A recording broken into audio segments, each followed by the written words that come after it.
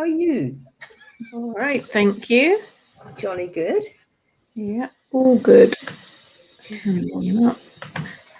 Oh, that's good. Where's mine at? Oh, mine's okay, I think. Yeah.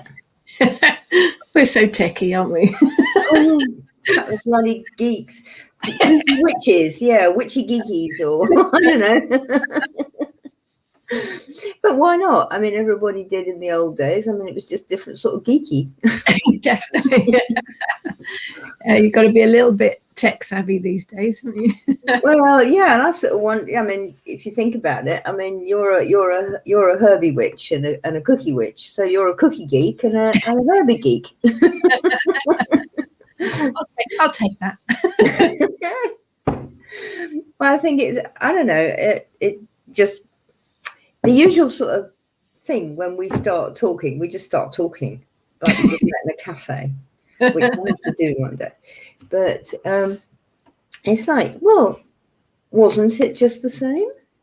Yeah. It's just a different format, isn't it? Yeah, really? Yeah. I mean, frankly, I find that often it's, I was going to say more reliable, but it certainly works well when you've got a telepathic link with somebody instead of using your phone. Yeah. Yes. And being antique sort of thing. We didn't used to have mobile phones. There was life before mobile phones. Yes. People. Honestly, it really was. And I could talk to my husband and say, "Oh, I've just got to the station now. I'll be home in 3 hours," kind of thing. If I'd gone down to see my parents, and he knew. And I suppose I don't know. How do you feel about that? Because we've got the phone, so maybe people don't try. Yeah, we've said before they are useful, aren't they? I mean, I wouldn't be without one. Yeah, you wouldn't be doing this without technology. But I do. Yes, we do. We do rely on them too much. I mean, I was talking the other day. I've seen so many people where we've been out walking locally with the dog, looking at their phone, pushing their pushchair. Yeah. And just walking along, and the poor child is sitting in the pushchair, not having any interaction at all because the parent is on the phone. Different world, isn't it? Different world. I think it's quite sad. I think it's about getting that balance, isn't it? They are incredibly useful. Yeah, indeed. But yeah, I think you have to get that balance where you unhook from them and use your own skills. I have occasionally had that. Not usually with apprentices, but if I've just done a sort of a day or a weekend workshop and you take people out and there you are, you're walking across this amazing moor, say Exmoor, or up on the hills where I am now, whatever. And it's beautiful scenery and it's fantastic views and there's gorgeous plants and there's lots of different birds because you're in a different place. And they're going along like this. Or the phone rings and they promptly answer it. And I might be in the middle of saying, "Oh, look, there's a lark," or something. No, you've got to switch off, haven't you? You have got to have that away from technology, especially in somewhere like that, haven't you? You've got to enjoy the world around you. Yeah, and take notice of it. Yeah. Because, it's like what you're saying with the kiddie. I mean, the poor little thing, it's just like, oh, I'm being pushed around in the outdoors again. Yeah. And maybe she sees something, oh, mum, look squirrel kind of thing, but whatever. And mum doesn't take any notice. No, it's quite frightening. Well, it's frightening the amount of find it so, yeah. Don't know what vegetables are or where milk comes from. Or That's a cow. You actually get milk and beef from cows. Actually, your leather shoes come from the cow. It's about the balance, isn't it? I think so. And I don't know. I mean, we're on technology now, for goodness sake. And it's great because I can actually talk to you. I can see you. We can chit chat. Yeah. And without driving hundreds of miles. Yeah. And also without paying £5 billion on the phone to do it. Yes. And also we can reach everybody else. I mean, we're probably reaching people abroad as well as in this country. You usually do. Yeah. And there's no way you could talk to them without that.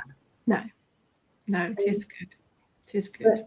But then, I'm not gonna do this unless somebody tells me that the cat has had an accident and I need to be home right now. When I'm out and walk. Notice my priorities there, people. Yeah, not well, the husband, the cat. Just it should be not the husband, the dog. What I really want to hear about is the wolves. Oh my God! Yes. Have we got share screen? And have I found it? Right. Hang on a minute. Let me find the relevant picture, if I can, because I'm not brilliant at this. Guys. If anyone didn't see the last one, Ellen went to see wolves. Not just see them, you were up close and personal with them. Well, you are going to see this, I hope, in a minute. Just how up close and personal I was. Okay, come back. I want to share. How do I share screen on this? There's a picture. If you look at the bottom of your screen, there should be a little button that says share. It helps if I stop pressing Zoom. Sorry. I don't have a brain. Okay, let's see if we got this. How do I get this? It is a little bit more complicated than doing on Zoom, Right, there we go. Have we got it? No, hang on. If I press that button, there you go. Are we there? Look at that. What are you doing? No, I am not doing anything rude and vulgar, you evil-minded witch. No, this was towards the end of the session. He's called Mackenzie, and he's a timber wolf, despite being white. We have white. They do have white timber wolves. They have black ones too. And we've been with him for a while, and he just got over, he was just getting through and over a large meal where they brought in a deer carcass. Right. Which is one of the things they normally eat. Yeah. And they didn't do anything to it. It was just as it was dead, and came in on a barrow, tip it on the ground, and there was like, way, dinner from 4 wolves, which was absolutely fine. And then they sort of had a bit of dinner, and I'll tell you a little bit more about that in a minute. But then they started to walk around us again and come over. And so he'd come over, and he had a snuffle of my hands. And now, is everybody up for this? The way wolves get to know you is French kissing. Oh, nice. Just having eaten a yes, tripe, yeah. You don't absolutely have to, and they actually ask that you don't because of COVID, because wolves can get COVID. Oh, can they? Okay. Apparently, yeah. It's not common, but they can. But not well. And dogs can. So, but sometimes they are definitely firm about what they wish. And so he came up to me, snuffle, snuffle, snuffle in my hands and my chest, and then up, and it was like, you're gonna open your mouth. This is it. So, I don't mind, because I've done this with dogs for ages, and even the cat does it occasionally. And so, we had a little kiss, and then he sort of came round between us, and I'd been scratching his chest, and he moved on forwards a little bit, and he looked to have a fairly sort of contented expression on. And Fiona was there scratching his back, as you can see. Yeah. And I just leaned into his flank. And so, how your dog sort of wriggles against you? Yeah. So he wriggled against me, so I was wriggling my head against him. Right. And he just stayed there. He looks very content. Yeah. I mean, I like these women. They're okay. They can be part of the pack. It's okay. And he's the meter greeter in the pack. Right. And so he's the one who checks out any strangers or strange things for the rest of the wolves. Right. And he's not the decision maker. The decision maker is actually a female, which it often is.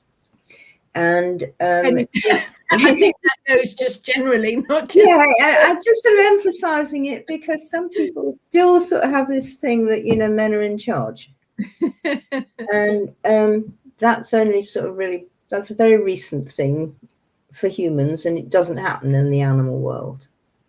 There's a lot more sharing. I mean, she is bossy in a way, but she's not, you know, she knows what she can do, which is decision make. You know, she's going to be the one who has the pups, etc., like that. But she wouldn't go out to greet. So she says, go on. He's called Mackenzie. Go on, Mackenzie. You know, you get and sort these people out, and then we'll see if it's safe to go and see them. Yeah. So he does. And then the protector comes round to double check you. He's another white wolf like that. Now they would all, if they were upset, angry, or you were heading for the pups wrongly or doing anything wrong, they would go. Same as a dog would. But he checks you out just to make absolutely sure. And so it goes through the various, what do you call it? The characters of the pack. Right. Who accepts what, you know, right. who says, checks this and says it's all right. So, I mean, you can actually see Max been eating, if you can see close enough. That is a pink nose because it's got blood on it, which is natural if you've just been ripping a deer carcass. Yeah. Which is what they do. Now, I've never seen a wolf do this before because I've never been that close to wolves. You sort of know because you've seen it on, you know, David Attenborough or something. But they're there, and you look at the teeth and the pressure, the compression, the pressure of that jaw is enormous. Yeah. I think it's about 1,500 psi for the geeks amongst you, which is a lot. Yeah. And so, you know, if it actually goes through it, he can crunch a bone just like that. Well, he wouldn't, but he does, of course, with the deer, and they just open it up. And same as for all animals, certainly mammals, possibly all animals, the best meat for them to have is the organ meat, the stuff probably lots of people don't like, you know, like your liver and onions kind of thing, and the tripe and the kidneys and the heart and all that sort of thing. And so they open it up and they go for that first. Also, that's the stuff that will keep least. Right. Yes. It's either poison them if they left it too long. Yeah. Again, they know that. Yeah. So they eat it while it's going. Yeah. I must admit that you have to not mind the smell while you're there. So you have to realize that this is going to happen, and you just have to turn your smell sense right down, not off, and learn to take no notice, because you can't stop them for you. No. And so they do this, and if you've not seen the insides of an animal falling out before, that can be a bit sort of like, bit of a shock, yeah. But it's only what you see on the biology diagrams. Yeah, it is. It's all part of the pyramid of nature, isn't it? It is, and the deer have all been culled properly, or else they're roadkill. So, you know, they haven't been farmed for wolves or anything frightful like that. They're just there. Those wolves eat anything because that's how they've been brought up, because they've always been they've never been in a purely wild situation. So they've always had humans to feed them. Quite a lot of them come from the Dutch Wolf Rescue Centre. Right. There's centres all over the world, and obviously they're all in touch with each other. And the local butcher down near where Sean lives is very good, and he sorts out stuff for them, and they go down and collect it, and sometimes they get chicken, and sometimes they get bits of beef or pork or whatever's going, really. Yeah. And of course the offal meat that humans won't eat. And they eat the stomach too, and the intestines, and there's a lot of intestines in a deer because they've got the 4 stomachs like a cow. That's how they work. They've got the longest intestine of any animal. Okay. And it literally goes. I think it might even get into miles, but it certainly gets into a hell of a lot of yards. In cows. Plenty to go around anyway. There is certainly in that sort of an animal, and completely opposite to the wolf, who is just something like 3 or 4 yards at the most. Right. Might even be much shorter than that. Yeah. Because things go very quickly through carnivores, and he's an obligate carnivore like the cat. Yeah. And slower through an omnivore like us. We've got longer guts, and like pigs have as well. And then you get into the really big herbivore types like cattle, and deer cattle. And they've got ginormous guts that go on. So anyway, they eat that. And of course they get the stuff that's inside that as well, which is good for them. And then when they've done the innards, they will go for the flesh on the bones, the muscle meat. Right. So we didn't get that far because that deer carcass will last the 4 of them a week. Oh, okay. So it's not every day. And they don't need to feed every day because, of course, they wouldn't. No, not in the wild. They wouldn't. Would they? I mean, they probably couldn't because it takes a lot of effort to catch something, and you've got to have, of course, all the pack working together because you're taking down an animal that's a lot bigger than you. And something like a buffalo or something is definitely going to fight, and they've got horns and they can really hurt you. So they need to be the pack in order to do it. Hence the characters, because all the characters have to work together. Yeah. Otherwise, total cock up and everybody dies, starves. And it's one of the things that Sean says a lot about, and I like a lot. I've always known it was wolves, but to actually sort of be there and feel it was amazing. They are family people. Oh, yes. Yes. And they know how to do family. Yeah. And they know how to do community. And Sean and his wife Kim and the man who works with them, their mate Brian, they all emphasize this, that if only we could learn how to do it from wolves. Because they don't. There can occasionally be a fight, and one fight that happens, which may surprise some people, is if there's a couple of females who are both coming up to breed, and that can be a fight to the death. Oh, okay. Because everything is that strong, but it's most likely the females who will fight to the death. Right. You're not doing it, I'm doing it. Right. And they've actually got that in this foursome family, because there's an older female. She's older than the decision maker one, and she wants it.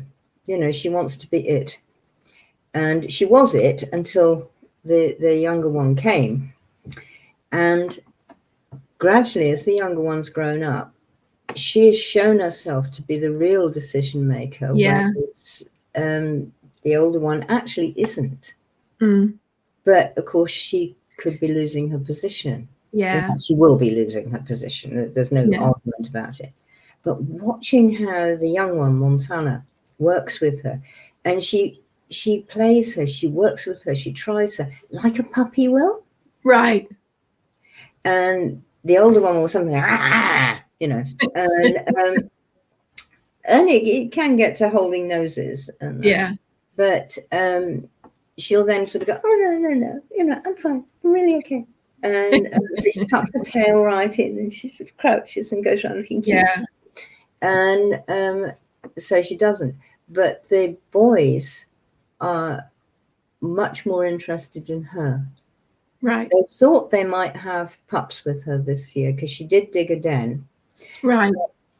But they didn't. And she went through her season, but the boys didn't get enough. They did suppress. And Sean says they do suppress, and that they can actually suppress the hormonal stuff in both the males and the females, so that breeding only takes place when it should.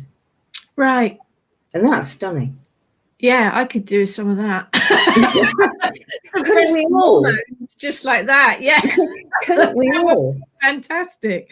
And I mean, they're a much older species than we are, so I'm assuming that that's something that happens. Yeah. I mean, many birds and I mean, even cats, they can absorb a pregnancy that started if conditions are not right, and not have it. Yeah. And it just everything goes back in them and gets flushed out, and then they go on.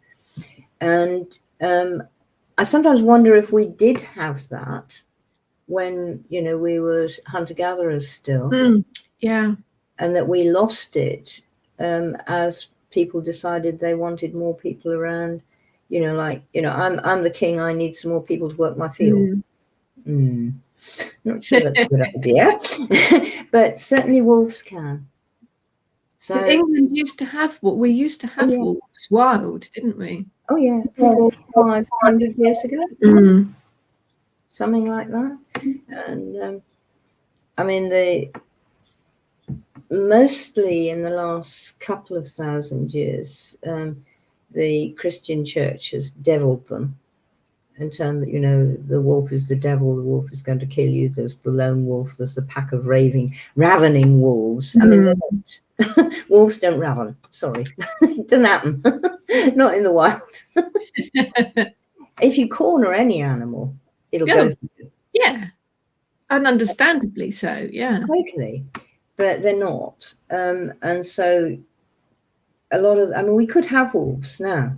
There is enough land, and the overstocking of the deer, particularly in Scotland, but other places where we should have trees and plants and much more wildlife than we do, wouldn't happen if we had wolves. No. The balance was upset, wasn't it? You totally take the wolves out, and the deer do what they do and become too many, and the balance all gets upset, doesn't it? And the deer are actually many more deer get sick because there's too many. Yeah. And deer, again, they're actually a forest and forest edge animal. And you look at Scotland, I mean, yes, the views are fantastic, the colours, the shapes, the hills, all beautiful, but there's no forest in most of it. Yeah. They're getting it back, they're gradually putting it back. But without wolves and lynx, it's going to be completely up to people to keep the balance. And the wolves and the lynx would do it much better than we can. Say we're not very good at that, generally. Really bad, aren't we? Really bad. Let's be honest. we're just not good at it. And if we had the wolves and the lynx to watch and learn from, we could probably get better. Yeah. But certainly they would do it. I mean, you've seen all the Yellowstone programs, and one of the first places they brought wolves back, and how it changed. I mean, there's a lovely how wolves change rivers, little 10-minute video. Yeah. And it's true. It's actually what happens. Yeah. And, the fish get better. The otters come back. There are more rabbits and foxes about because the coyotes actually get told to, bugger off from the wolves. And if they get in the way, they'll get ate. The deer, there's many more trees there now. Everything is working better. I don't know whether they've let the Nez Perce people come back, because they turned them out too, because they're just, as you know, the Victorians said, oh, they're just bloody savages, they don't know what they're doing. Shoot, Victorians. Right. And they worked in with the whole thing too. They knew how to do it. And again, if they were there doing it, we could all learn from them. Yeah. But we decided that, you know, Western people with, you know, suits of clothes and baths and fridges are much better than they are. Yeah. Yeah. So, I mean, and in a way, it's happened everywhere in the world. It's not just. Oh, yeah. Yes. Wherever people have got civilized. Well, I mean, we've said about this before, you know, I mean, yeah, we're witches, shamans, magical people, whatever the hell you like to call us. And we still keep our heads down, don't we? Yeah. Be careful where you say what. Yes. Yeah. Yeah. You have. If you're applying for a job interview, you don't normally go into details about your coven or whatever sort of other magical practices you may be doing. If you feel you probably won't get the job if you do. Yeah. You have to choose your audience, don't you? Don't you? So is that not discrimination? Oh, yeah. Yeah. Is that not trying to push down a culture? Yeah. Yep. Yeah. So we just need to be very careful of that. And again, back to the wolves, they don't push each other down. They may argue and fight, and occasionally for breeding rights, that can be a little bit heavy. Not usually, but it can be, because I was asking about that. And we could learn so much. And did I say last time, one of my favorite places, the Chauvet Caves in the south of France, which the French have brilliantly, you can't go in them, of course, because, you know, too many people and all our breath and keeping on opening, and they'll just sort of, everything will go. But the French have brilliantly built a replica just down the road. And it's brilliant. It is like going in there. Yeah. And in that cave, I mean, there's an amazing picture I've got of, there's a big stone in the middle of this quite large cavern, and on it is a bear skull, and around it is candle wax. Okay. What does that say? Who hasn't got one at home? Yeah. Might not be a bear, but something. Yes. There is an altar, and the archaeologists realised that. Right. And additionally, with regard to the wolves, the inside of the cave got muddy at times, and then the mud solidified into stone. And so there are some footprints. And to me, the most amazing footprints, so they've got footprints of a child. From the size, it looks the child was about sort of 10-ish. Right. And beside them, walking along like this, the two of them are wolf prints. Right. Fantastic. No chasing, no worry. You know, we work together, guys. Yeah. And the wolf sort of, come on, kid, let's go and do this stuff. Yeah. Let me teach you. And and that's what, best part of 30,000 years ago. Well, then there weren't any Hollywood films to make wolves out to be evil or anything, were there? You weren't. there's no drilling it into children that this is evil and that's bad and that's ferocious and you know, the stories before the films of the big bad wolf. Yeah. Or the three little pigs. Yes. Blow your house down. Yeah. It's sort of like, no, we have demonized them. That's we've demonized many other things. I mean, people are afraid of snakes and spiders and big cats and all sorts of things. Spiders are nasty, aren't they? And I mean, I have heard people sort of say, "Oh, they're evil spirits, aren't they?" to me. Oh no! I think I'll just kill you. You're not even worth teaching. You know? What? And I admit they can be scary. I mean, I like them. They can make you jump, can't they? Yeah, I mean, they're so fast. When you're in the bathroom or something, it can make you jump. You're just about to get in the bath, think, oh no, I've got to do a rescue. And it's about that big, which they do get. They don't do anything to you. But I mean, I will go down, and I can usually get to them and just pick them up very carefully by one leg, and put them in a dark, dusty corner that I'm not going to vacuum for a while. Yeah. And they're happy. But I understand when people don't like them, and I can quite understand it. But they're not evil.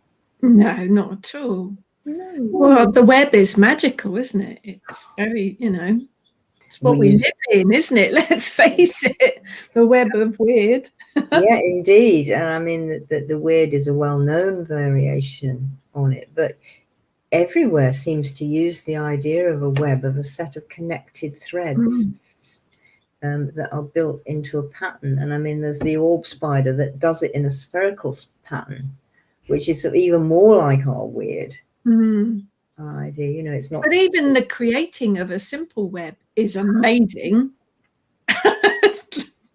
And you watch her get going. I mean, I occasionally get it, and I don't. If I see one that's going up in the corner, I will leave her be most of the time. Yeah. And until we sort of get dusty and full of too many flies, and then I'm sorry, darling, you'll have to do another one. Which is actually what I say. Spring clean. Yeah, sorry, we need spring cleaning here, guys. Get out of your webs. I don't want to vacuum you up. But you see it start. It all comes from her body. I know, it's amazing, isn't it, when you think about it, how you can not be, I don't know, gobsmacked by the talent of it, really. Totally. I think I love them in that sense, that they're amazing. Yeah, I mean, in Australia, I would probably be extremely careful. Yeah. Yes, because they do sort of bite you, and there is nothing you can do about it once they've bitten you. Yes. You are on the way out. And the usual glorious, wicked Australian joke, the spider in the dunny. A dunny is your outside toilet. Yes. There you are. Before you sit down. Well, yeah, or else you've forgotten and you sat down and you're in a state where you really shouldn't be disturbed. Oh my God.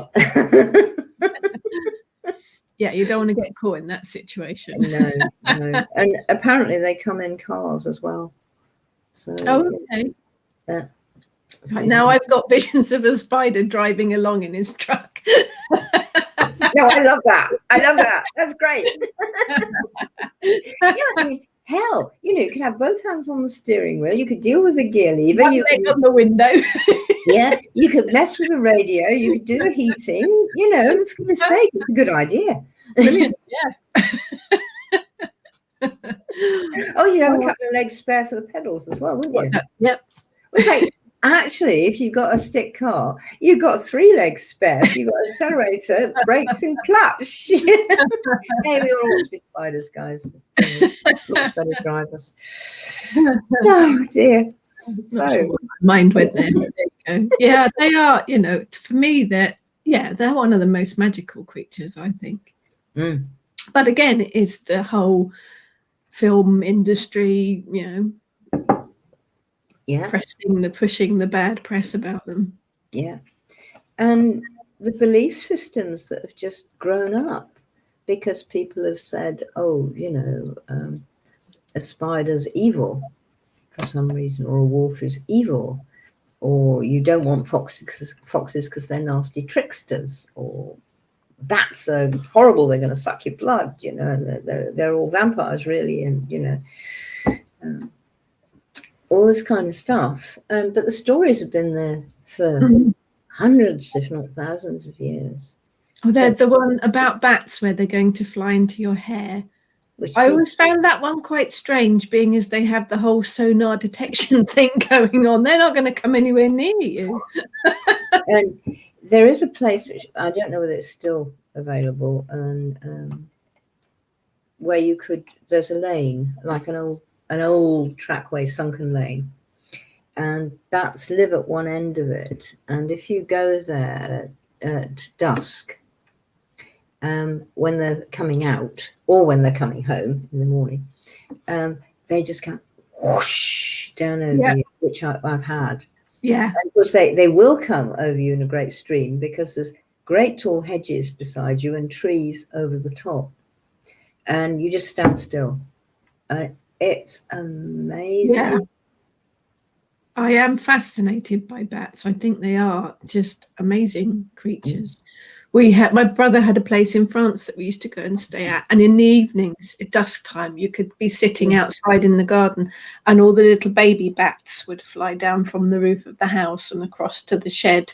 And it is quite an amazing sight to see. It is. To experience. Yeah, it is. And I mean, we have them here. We've got them actually in our attic. Oh, fantastic. And so nobody can touch the attic because they're protected species and you are not actually allowed to disturb a bat roost. Thank goodness. And I don't want to anyway. The only thing I have to make sure is that the cat doesn't go up there because she would catch them. No, darling, we don't do that. Well, they are winged mice, really, aren't they? As far as she's concerned, yes. And she can jump as many cats can. So it woof, you know. No, but she does try if they come low in the garden when we're out in the summer. So they've got to be one of the weirdest creatures, though, because it is, isn't it? It's a mouse with leather wings, basically. If some child drew that and you didn't know what it was, you'd laugh, wouldn't you? Yeah, you say, "Oh, it's a mouse with wings, darling." Yeah.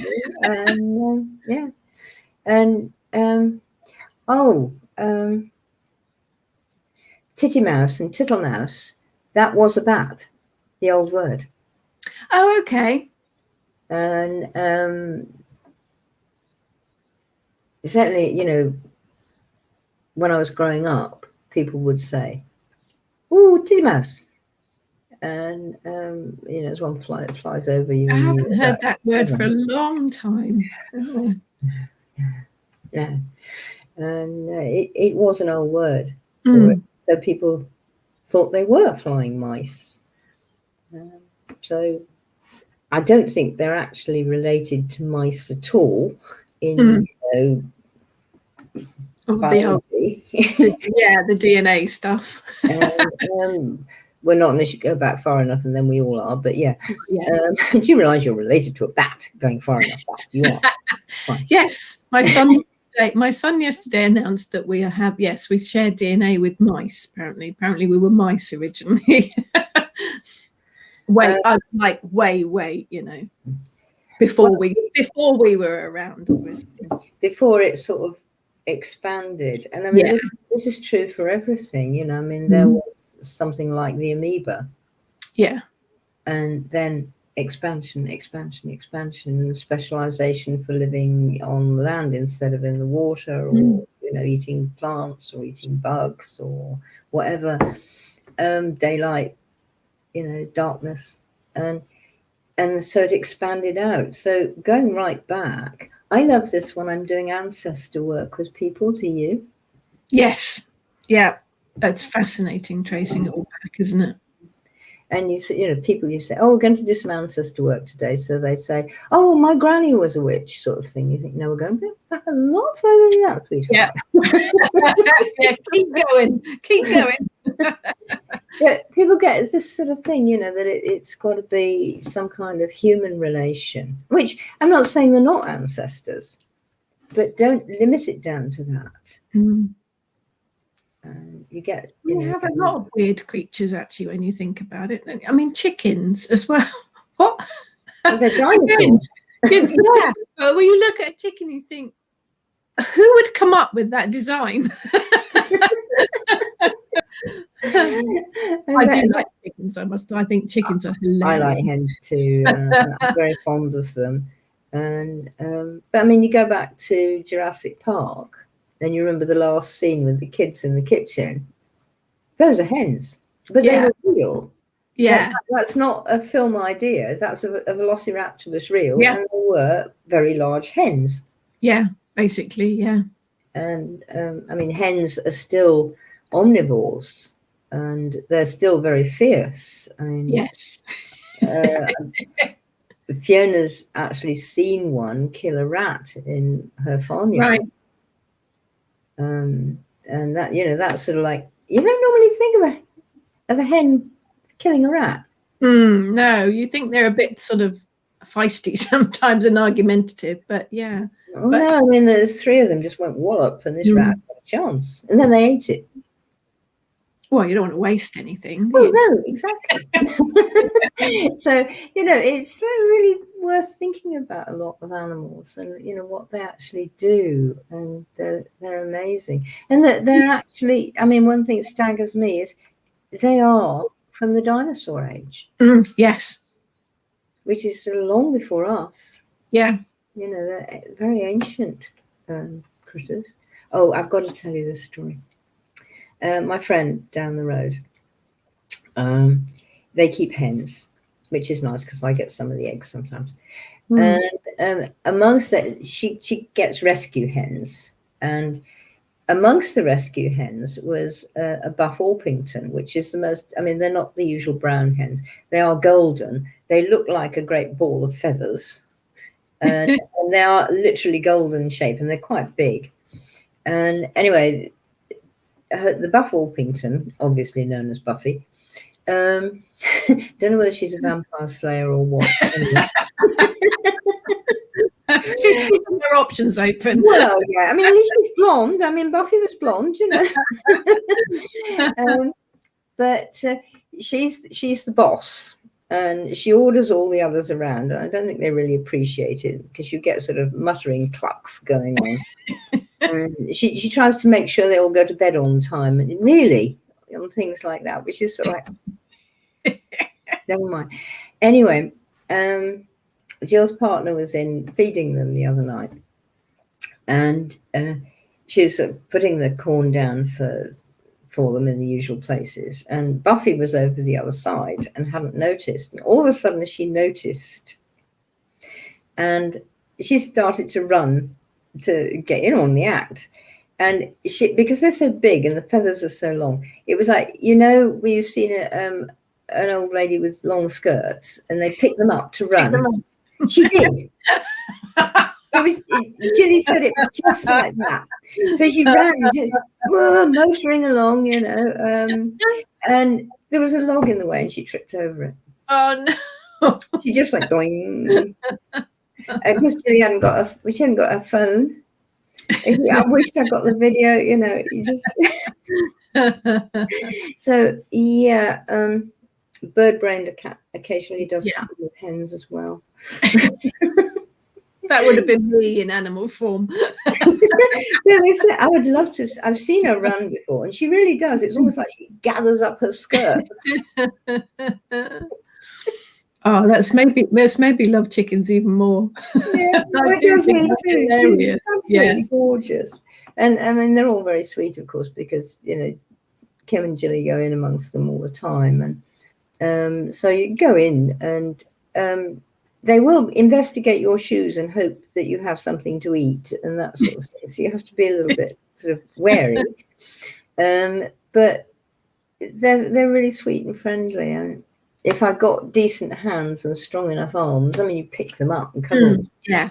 And they're great when you cuddle them on. They're really lovely. Yeah, no, they are fantastic. We do have some brilliant places, though, don't we? We're myself and the girls are going to go on a trip now that things are all opening up. There's a farm, charity farm, all put together to help people with mental health issues, basically. Mm-hmm. But they take in a lot of rescue animals and all that kind of thing. And they've got a load of llamas, and you can go and spend the afternoon with the llamas, which is what we're going to do. Yeah. I'm quite taken with that. Again, another strange-looking creature. Very odd creatures indeed, and I think they're rather beautiful. Yeah. And being a sort of spinner and weaver, I love their hair, which is gorgeous. Yes. But they can be quite fierce. Yes, they do. They like. Is it llamas that like to spit? Camels certainly do, and they're related. Don't they? So, Yeah. well, it may well be. May well be. I don't know. They have lots of goats as well, and goats are another of my favourites. Goats. Again, I think they have such personality. Yeah, definitely like goats. I suppose in a way, there's not really very much that I don't like. No, I'm just thinking, I like those. I like those. Yeah. But I mean, this farm has it opens up to the public so that children and adults can go and learn about animals. So, I think it's fantastic, and hopefully a lot more places will do the same, so that children that don't really get to see animals up close, you can go and feed them all and pet them. And we did it with our kids. We used to take them to a local place where you could buy a bucket of feed and you could feed the sheep and the goats and the donkeys and pigs, I think they had as well. I think it's really good for children to. I do. And as you say, and adults, because yes, and the farm opens. They do these open things for children, so we're all going as a group of middle-aged women. Oh, it's absolutely great. It does help you to get used to, well, reality. Yes. Yeah. That your food doesn't sort of arrive burst in a plastic packet. Well, it does actually, but not a plastic packet. Yeah. We'll get technical. But it's not. This is how it happens. This is an egg. This is how it grows, and these are animals who you work with and live with. I think people would get a lot more respectful if they knew animals better. Yes, yeah. Well, you and I are both carnivores, aren't we? Or omnivores, however you want to put it. Omnivores, yeah. I do eat vegetables as well. Yes. Don't just gnaw on the odd bone. No, I'm not obligate yet. I'm working on it. I'm not obligate. But I think for us, it is about being mindful, isn't it? It is about not buying the cheapest chicken in the supermarket that's come from a battery farm, because that's just doesn't even bear thinking about, really. I think you make decisions, and you have to make decisions based on your own personal viewpoints. But for me, it is about being mindful about the sources of it all. And to try and source everything. And as we've said before, I mean, I try and source my vegetables really well, fruit, because and it's really, something that I have to work with the apprentices and with other people as well. Is you see, fields full of grass, and you think, oh, that's wonderful for the wildlife. It's not, actually, because the grass in there is probably just 3 or 4 strains of fairly rubbish grass. Yeah. There are no herbs in there. There is little variety. So there are very few insects. It's never allowed to grow into flowering stage because everybody cuts it for silage 2 or 3 times a year. Yeah. So it never flowers. So all the creatures that would suck the pollen from it or eat it or seed and would eat the seed, they can't. It's not there. So you look out in these lovely looking green fields, and actually you're looking at a green desert. Yeah. You need that diversity, don't you, of plant life to support everything? Because even some of the insects are quite picky, aren't they, about what they want to do, or what they want to eat, or where they want to breed, where they want to lay their eggs. And there are like lots of butterflies, and we're into no-mow-may, which I am no-mowing. I don't anyway. And there are certain butterflies that will go for this particular grass, Timothy or something, and then there are others that will go for another sort of grass. And if you don't have all of them, you won't have all of those butterflies. Yeah. And the same with bees and all the other pollinators. There are many other pollinators besides bees, all of which are necessary parts of it. And then you sort of think, you see a great field full of potatoes, or a great field full of cabbages or something like carrots. And there's nothing there but cabbages or carrots. So unless you happen to be Peter Rabbit, and eating carrots, you're not going to think much of it. I think even No. Peter likes something else other than that occasionally.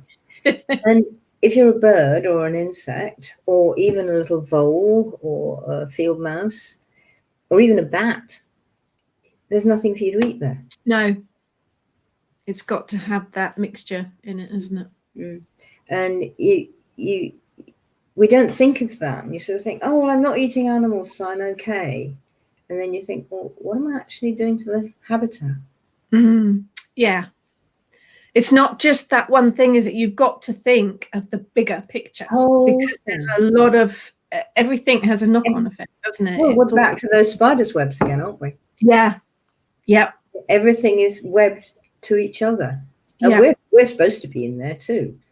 And so, if you take the Timothy grass away, you take away, I can't remember, maybe it's the blue butterfly or something, and then you take away hoverflies, and then you take away certain sorts of bees, and then you take away this bird and this bird, and this bird can't live there, and then you take away this raptor can't live there, and then you take away the fox can't live there.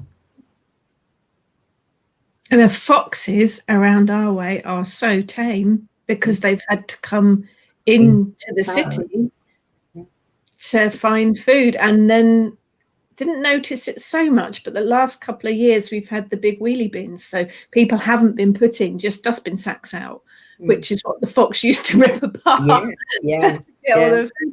So they can't even get that now, so they're coming in even closer. I'm seeing them now just sitting in people's front gardens on the main street, because they've had to come closer and closer in to find any kind of food. Hopefully those people will be putting out some dog food or some cat food. They do seem to.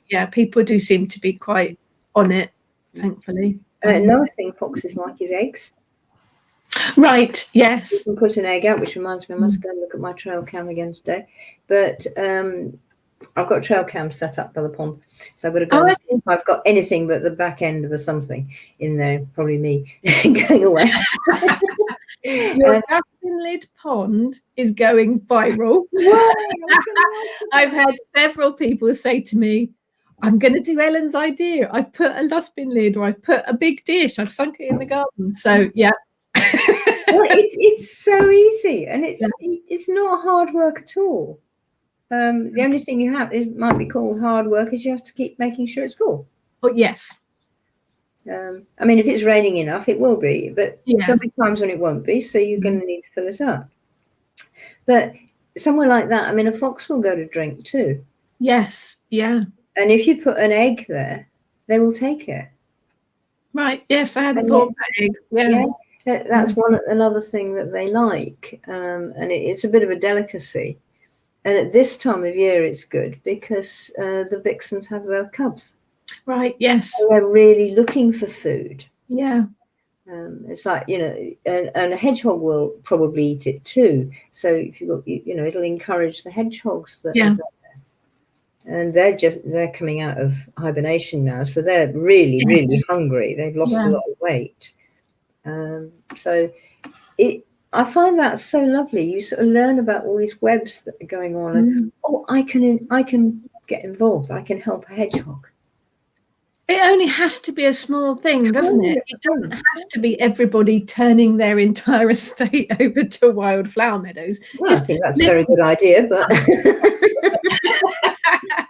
just small things, just small, like just the dustbin lid pond, like the dustbin lid pond, like planting a variety of different things. And there's loads of websites, isn't there, that tell you the best mix of things to have and what bees like and what birds like. And in fact, in the garden centre last week, they had a whole range of shrubs, and the labels, whatever company this was, I must look it up, the labels had which birds liked. I actually bought it. I bought a little juniper bush, but it actually all of these labels had pictures of the actual birds that preferred these different shrubs. Most of them were berried things, obviously, but I thought that was fantastic to encourage people to, we might get that bird in our garden if we plant that one. I thought it was a brilliant idea from the manufacturer's, plant nursery, whatever point of view. Yeah, I think it is too. And one of the best places, if you want to look at how to help, are the wildlife trusts. Yes.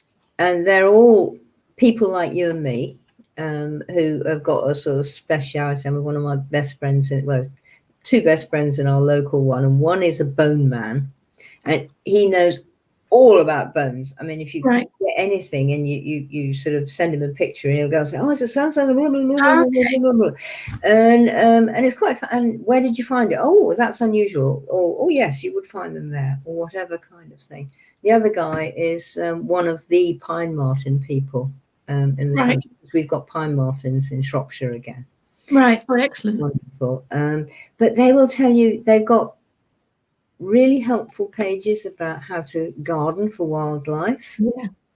And they're actually better than things like the RHS and things like that. Yeah, they're more focused on the animal side rather than the plant side. And the birds and the insect kind of thing. And they don't, I mean, you still get, because I was looking it up for this environmental gardening book I'm writing, that the RHS still thinks dandelions are the devil's own beast or something. Yeah, it doesn't really these are pernicious weeds, they say, you know, and you sort of bonk. It doesn't fit in with the landscaping, does it? It's actually my husband and I were walking down one of the local roads the other evening with the dog, and there was one front garden, concrete, you know, all paving slabs, looked very smart, but you know, next one had just a whole garden overrun with forget-me-nots.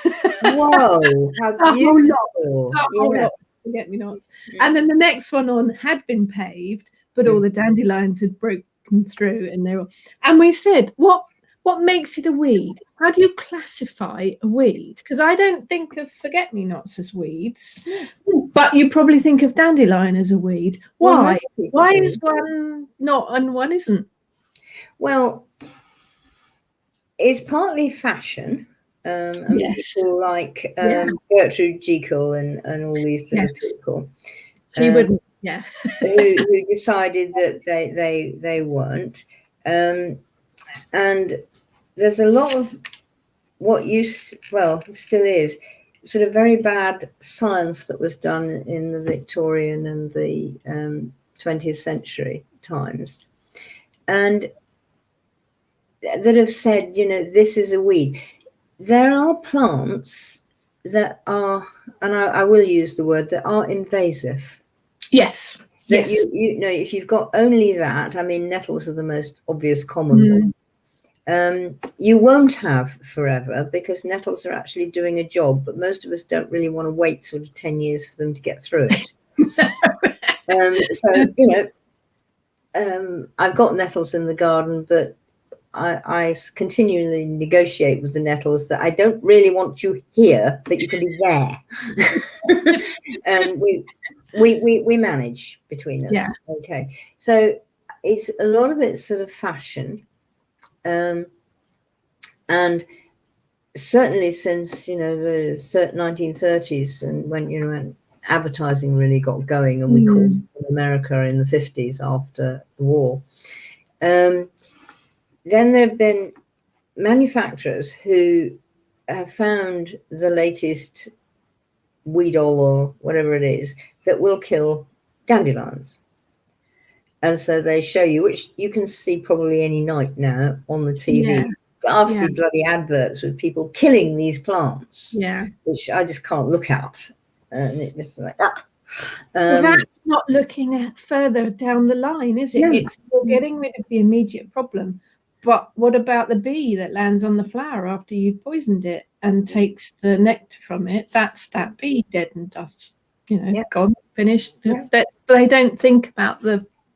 But I think they actually create, you know, this is part of what advertising does. It makes a problem or an issue or a thing that you think you need to know and be. And so you go and buy Daz washing powder or whatever it is. Yeah.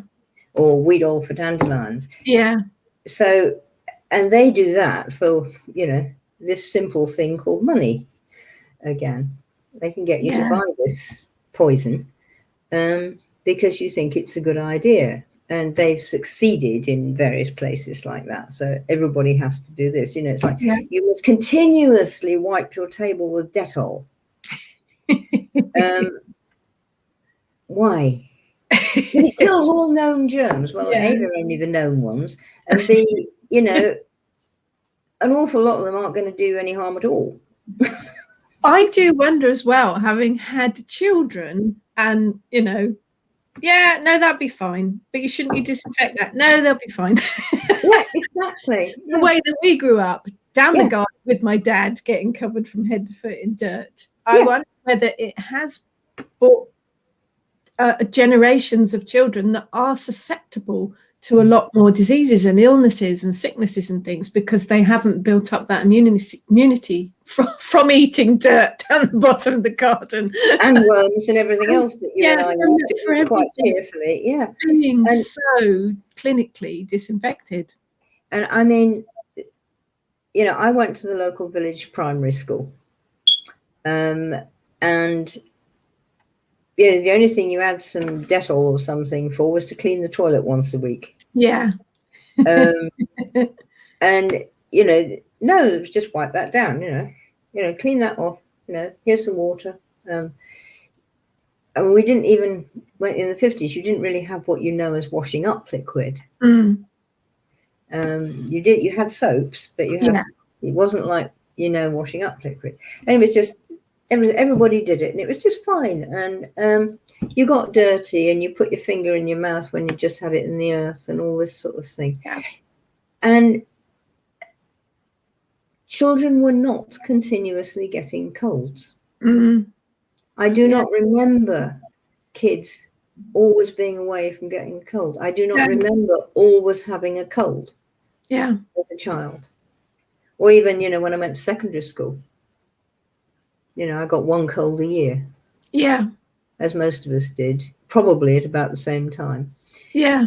I think we've been a bit too clinical, haven't we? And I think so. And we get so scared of everything, you know, scared of real life all around us. It's going to bite us. It's going to be horrible. And I've actually gone back to a washing up bar of soap. I don't use washing up liquid anymore because of all the plastic bottles and all the chemicals. I've actually gone back to a bar of soap, and it's brilliant. Yeah, it works fine. Yeah. And when we started with the lockdown thing, and you know, everybody was totally panicking, and you couldn't get any Dettol on the shelves or any toilet roll or any other thing.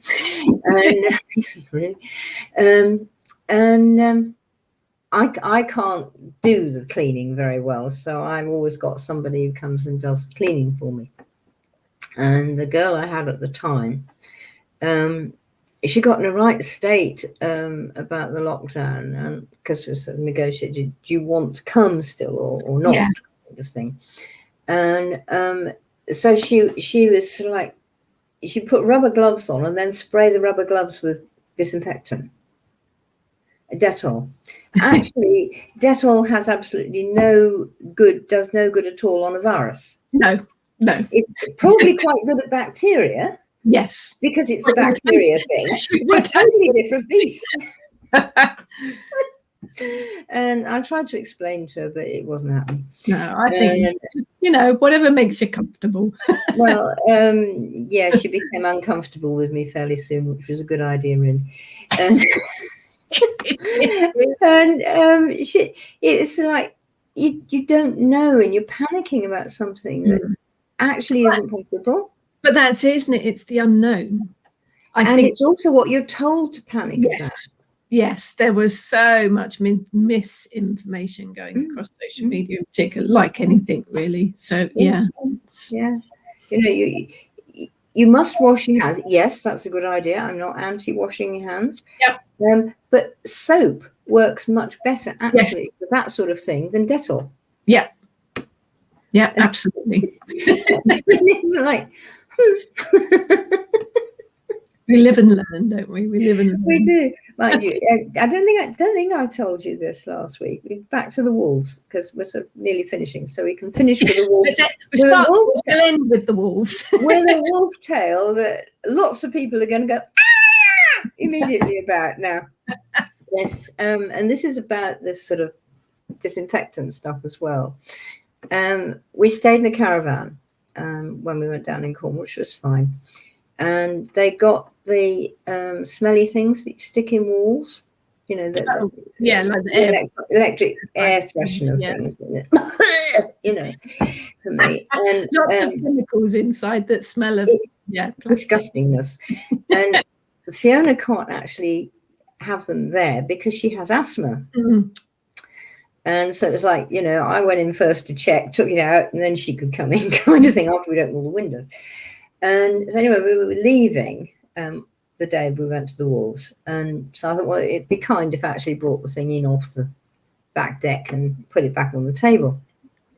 Otherwise, they'll think I've sort of killed it or something. And so anyway, I picked it up, and the bottle is, I didn't touch the top of the bottle. I didn't touch the outside of the bottle and the plug, and put them on the table to leave. And got in the car, and my hands were stinking of the stuff in the bottle. And one of the things you should never do, I mean, don't do it when you go for a walk or anything like that, is don't wear any perfumes or anything, because all the animals will smell you coming for miles and they'll run like hell. And so I'll stop, Fiona, I've got to do something about this. I can't go in like this. And she said, no, actually, you're stinking the car out too, so please do. And so we stopped, and I thought, oh, I'll rub my hands in the earth or in the grass. And there were sycamore trees near. If you pull sycamore leaves through your hands, they usually take off any smell. No. Earth, no. Grass, no. So I went into this. We were next door to a great big house, Lanhydrock house, and there was a park gate there, and we could go through it. So I went through, and I thought, there must be something in here. So trying for anything, and then I nearly trod on this lump of deer shit. That'll do it. Which, of course, I know where you're going with this. Yep. Yep. So pick up deer shit, smear all over hands, wipe hands in grass because I didn't want all the bits left on it. And actually, deer shit doesn't smell very bad because, I mean, these are wild animals. They were absolutely fine. It just smells of deer shit.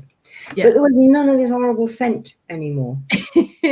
And so I said, you know, do I pong too much? And the guy said, no, it's fine. You know, you better than the air freshener. Infinitely, and you just smell a bit like animals. When we got there, and of course Matt came round to do his first checking with us, and he sort of snuffled the back of Fiona's neck and in her hair a bit, and then he came right round to me, and he got his nose right in my hands. He went, oh, this one's all right. She smells of deer. And it was perfect, but I was perfectly okay. You didn't die of anything horrible. Yes. Before we snacked, there was a stream near where we were, so I went and washed my hands just in the water of the stream. Yeah. And I'm still alive, and I didn't get food poisoning or deer shit poisoning or anything else. It's so like, please, you know, relax. Yeah, I think we're actually okay, you know. And think about the circumstances. I mean, if I got deer shit on my foot, and I wouldn't like to bring it in and put it on the carpet. No. It takes quite a bit of effort to get it out, and you will notice the smell. And you probably don't want the smell in your living room. No. So, you know, think about where you go. But if I'm just going around the garden, it doesn't matter. It's all there anyway, you know. So just think about where you are and don't get into a fixation that, you know. We will leave everybody with that beautiful picture.